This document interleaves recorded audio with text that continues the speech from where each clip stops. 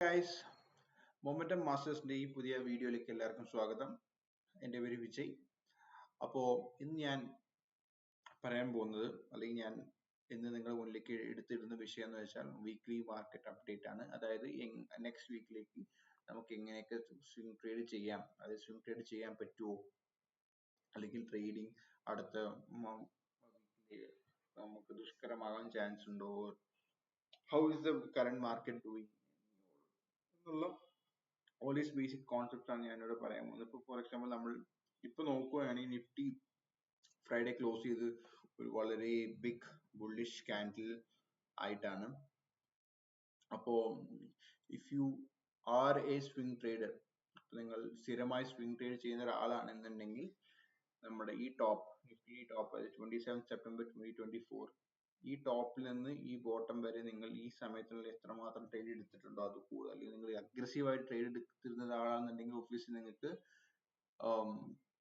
Loss വരാനുള്ള chances വളരെ കൂടുതലാണ്. Unless and until if you are A Guy who shorts the market, അതായത് നിങ്ങൾ നിഫ്റ്റി ഷോർട്ട് ചെയ്തിട്ടുണ്ടെങ്കിൽ ഒബ്വിയസ്ലി നിങ്ങൾ പ്രോഫിറ്റ് ഉണ്ടാവും. പക്ഷെ ഞാനൊരു ലോങ് ഓൺലി ട്രേഡർ ആണ്, ഞാൻ ഇക്വിറ്റിയിൽ ലോങ്സ് മാത്രം എടുക്കുന്ന ട്രേഡർ ആണ്.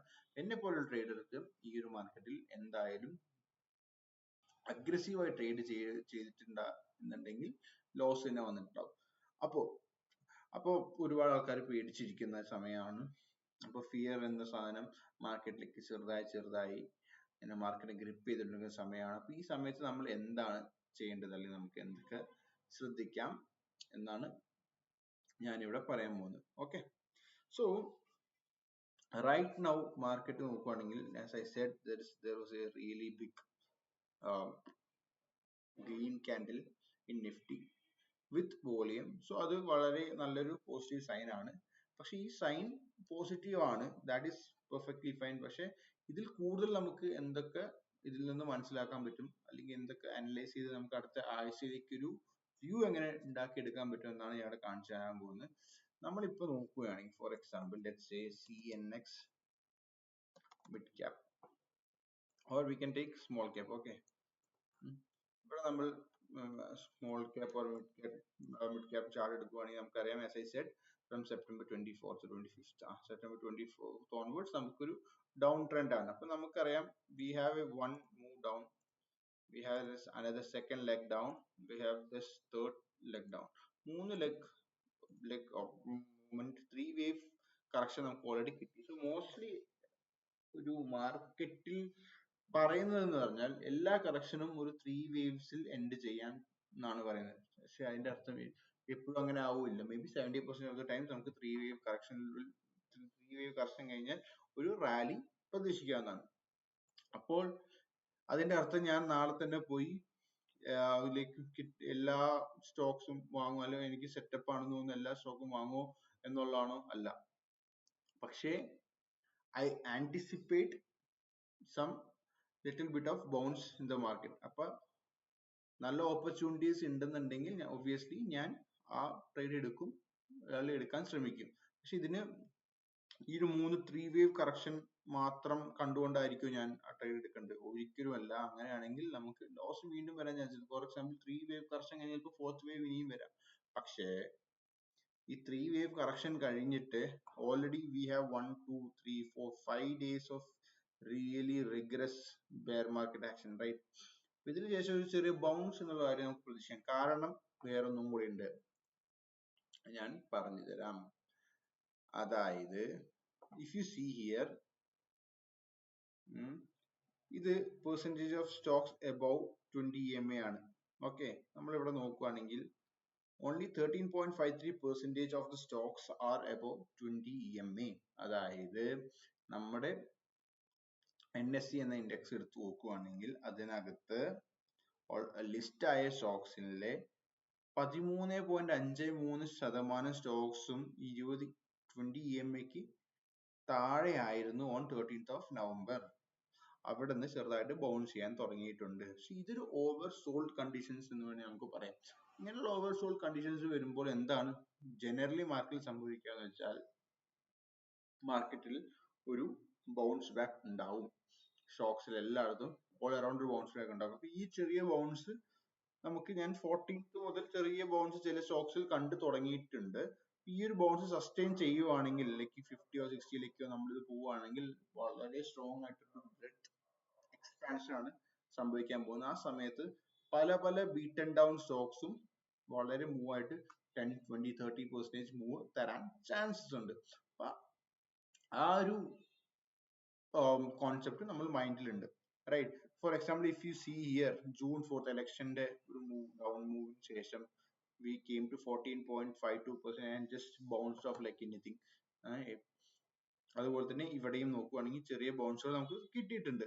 ഈ ഒരു ബൗൺസ് തന്നെയാണ് ഞാൻ പ്രതീക്ഷിക്കുന്നത്. പക്ഷെ ഇതൊരു ഈ ഒരു bounces ideally in bull market condition ആണെങ്കിൽ ഈ ബൗൺസ് ഒബ്വിയസ്ലി 80% എത്തിപ്പോയനെ. പക്ഷെ ഇവിടെ ബെയർ ടു സൈഡ്വേസ് മാർക്കറ്റ് ആണ് ഇപ്പൊ കറന്റ് നമുക്ക് ഉള്ളത്. അതുകൊണ്ട് തന്നെ ഈ ബൗൺസസ് വളരെ സ്ലോ ആയിരിക്കും. സോ ഈ ബൗൺസസിൽ നമുക്ക് ഫാസ്റ്റ് ആൻഡ് ഫ്യൂരിയസ് ട്രേഡിംഗ് ആണ് നമുക്ക് വേണ്ടത്. Get in and get out as fast as you can. അതായത് മാർക്കറ്റ് കണ്ടീഷൻ ഭയങ്കര മോശമാവുമെന്ന് തോന്നുന്നു അപ്പൊ തന്നെ പുറത്തേക്ക് ഇറങ്ങിയിരിക്കും. കാരണം നമുക്കറിയില്ല ഇത് ഇനി ഫെർദർ അപ്പ് മൂവ് ഉണ്ടാവോ ഇല്ല എന്നുള്ളത്. ഇതൊക്കെ കുറച്ചും കൂടെ എന്താണ് സീസൺഡ് ആയ ട്രേഡേഴ്സിന് പറ്റിയ ട്രേഡിംഗ് മെത്തഡോളജീസ് ആണ്. ഇപ്പൊ നിങ്ങൾ ഒട്ടും റിസ്ക് എടുക്കണ്ട എന്നുള്ള ആൾക്കാരാണെങ്കിൽ ഒബ്വിയസ്ലി നിങ്ങൾക്ക് ഇതൊക്കെ ട്രൈ ചെയ്യാം.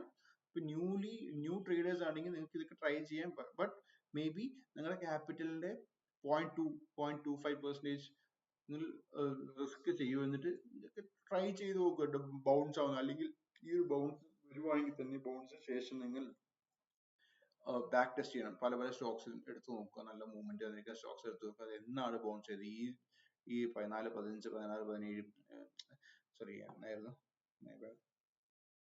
13, 14, 15 ഈ സമയത്തൊക്കെ ചെറിയ ബൗൺസ് വന്നിട്ടുണ്ടോ? ഇനിയിപ്പോ ഇവിടുന്ന് നല്ല മൂവ് വരികയാണെങ്കിൽ ഇതിന് ശേഷം എങ്ങനെയാണ് ബൗൺസിന് ശേഷം കൺസോൾഡ് ചെയ്തിട്ടാണോ മൂവ് വരുന്നത്, അതോ കൺസോൾഡേറ്റ് ചെയ്യാതെ വരുമോ, അല്ലെങ്കിൽ ടൈറ്റ്നെസ് വന്നിട്ടാണോ മൂവ് ചെയ്യുന്നത്? ഇതൊക്കെ നിങ്ങൾ ബാക്ക് ടെസ്റ്റ് ചെയ്ത് നോക്കിയാൽ നിങ്ങൾക്ക് ഒരുപാട് ഇൻസൈറ്റ്സ് ഇതിൻ്റെ ഉള്ളിൽ നിന്ന് കിട്ടും. ഫോർ എക്സാമ്പിൾ ഞാനിതിപ്പോ വരുന്ന വീഡിയോസിൽ കുറച്ചൊക്കെ ഞാൻ പറഞ്ഞു തരാം. പക്ഷെ ഒബ്വിയസ്ലി നിങ്ങളുടെ സൈഡിൽ നിന്ന് ഒരു എഫേർട്ട് ഇട്ട് ബാക്ക് ടെസ്റ്റ് ചെയ്താൽ മാത്രമേ നിങ്ങൾക്ക് ഇതിനെ കുറിച്ചൊരു ബെറ്റർ അണ്ടർസ്റ്റാൻഡിങ് ഉണ്ടാവുള്ളൂ.